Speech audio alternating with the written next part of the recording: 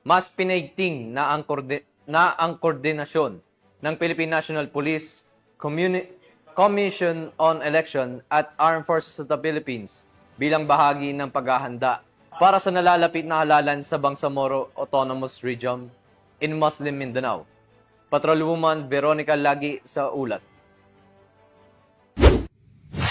Nagpulong ang 24 na election officers, opisyal ng COMELEC, PNP at AFP para matiyak ang malinis, mapayapa at kapani-paniwalang resulta ng kauna-unahang BARM parliamentary elections sa lalawigan ng Maguindanao del Sur na ginanap sa Dato Angal Mid-Timbang nito lamang ika-2 ng Setyembre taong kasalukuyan.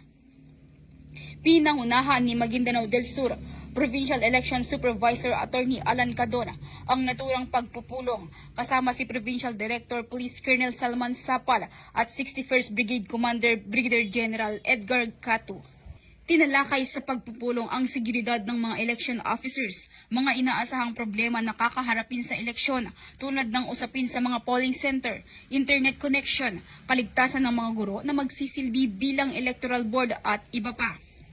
Layunin nito na mapag-usapan ang lahat ng hakbang upang maging matagumpay ang halalan at makamit ang zero election-related violent incident.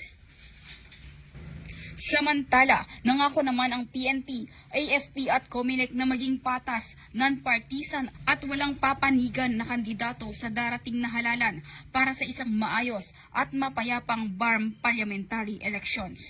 Mula rito sa rehiyon ng Bangsamoro, ako ang inyong Police News Network Correspondent, Patrolwoman Veronica Lagi, alagad ng batas, taga-taguyod ng Balitang Pulis.